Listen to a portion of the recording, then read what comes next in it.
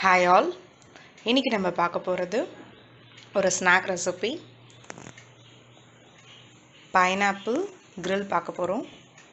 நான் இன்றைக்கி பாதி பைனாப்பிளை பீஸ் பண்ணி எடுத்து வச்சுருக்கேன். அதாவது உங்களுக்கு என்ன ஷேப்பில் வேணுமோ நீங்கள் கட் பண்ணிக்கலாம். நீல வாக்கில் பண்ணிக்கலாம், இல்லை ரவுண்டாக வேணாலும் பண்ணிக்கலாம். நான் இன்றைக்கி கட் பண்ணி எடுத்து வச்சுருக்கேன். மெயினாக இந்த பைனாப்பிளில் நிறைய முள்ளெலாம் இருக்கும், கண்ணுன்னு சொல்லுவாங்க. அதெல்லாம் முடிஞ்ச வரையும் எடுத்துடுங்க. அப்போ தான் சாப்பிட்றதுக்கு நமக்கு டேஸ்ட் நல்லாயிருக்கும். ஸோ அதெல்லாம் நான் எடுத்து தான் இப்போ வச்சுருக்கேன். இதில் அப்ளை பண்ணுறதுக்கு நமக்கு ஒரு மசாலா தேவைப்படுது. வாங்க இந்த மசாலாஸ்க்கு தேவையான இன்க்ரீடியன்ட்ஸ்லாம் என்னென்ன அப்படிங்கிறது பார்த்துடலாம். 1 ஸ்பூன் காரப்பொடி, அடுத்து 1/4 ஸ்பூன் உப்பு, அடுத்து 1/2 ஸ்பூன் பெப்பர், அடுத்து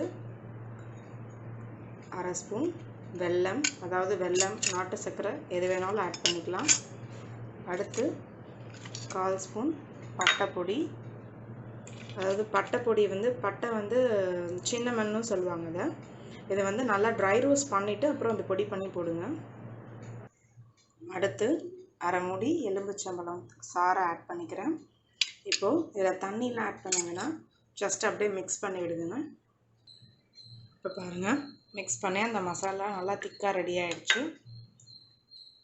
இந்த மசாலாவை நம்ம பைனாப்பிள் மேலே அப்ளை பண்ண போகிறோம். இப்போ பாருங்கள் ஃப்ரெண்ட்ஸ், அந்த மசாலாவை ஒன்று மேலே ஒன்று எல்லாத்துலேயும் அப்ளை பண்ணிட்டேன். நல்லா கோட் ஆகிடுச்சு.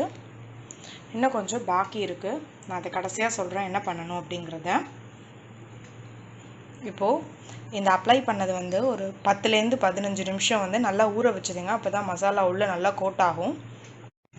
இப்போ பாருங்கள் ஃப்ரெண்ட்ஸ், ஒரு 15 மினிட்ஸ் கிட்ட நல்லா அந்த மசாலாஸ்லாம் இறங்கிடுச்சு.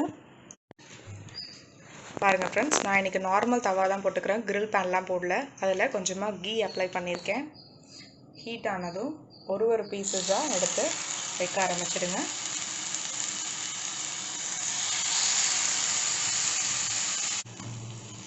ஒரே மாதிரி எல்லாம் சிம்மிலே வச்சு ஒரு 10 நிமிஷம் கிட்ட, ஃபஸ்ட்டு 5 நிமிஷம் 2 பக்கமுமே திருப்பி போடுங்க.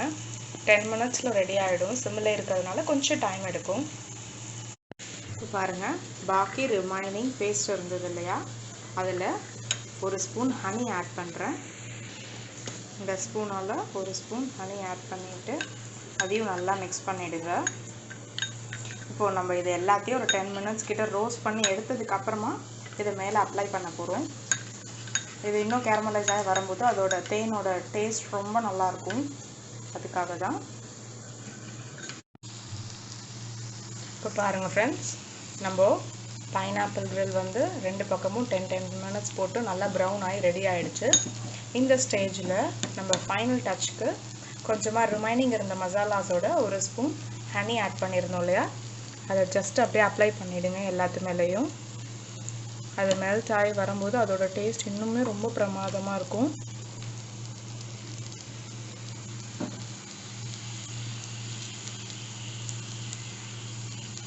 இது வேறு ஒரு 5 மினிட்ஸ் கிட்டே இருக்கட்டும். இதோட டேஸ்ட் ரொம்ப நல்லாயிருக்கும் ஃப்ரெண்ட்ஸ்.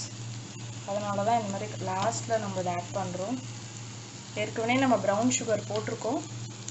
இதை ஹனியில் டிப் பண்ணி எடுக்கும்போது நம்ம எக்ஸாக்டாக நமக்கு பிபிக்யூலலாம் எப்படி கிடைக்குமோ அதே மாதிரி இருக்கும். இது ஒரு 5 மினிட்ஸ் ஆனோடனே இந்த பக்கம் டர்ன் பண்ணிவிட்டு அந்த சைடும் ஹனி அப்ளை பண்ணிடலாம். அதுக்கப்புறம் நான் காமிக்கிறேன். அவ்வளோதான் ஃப்ரெண்ட்ஸ், நம்ம கிரில் பைனாப்பிள் சூப்பராக ரெடி ஆகிடுச்சு. ஹனிலாம் அப்ளை பண்ணதுக்கப்புறம் அதோட டேஸ்ட்டே வேறு லெவலில் இருக்கும். அவ்வளோதான். இதை ஹாட்டாக சர்வ் பண்ணால் ரொம்பவே நல்லாயிருக்கும். ட்ரை பண்ணுங்கள், டேஸ்ட் பண்ணுங்கள். தேங்க்யூ.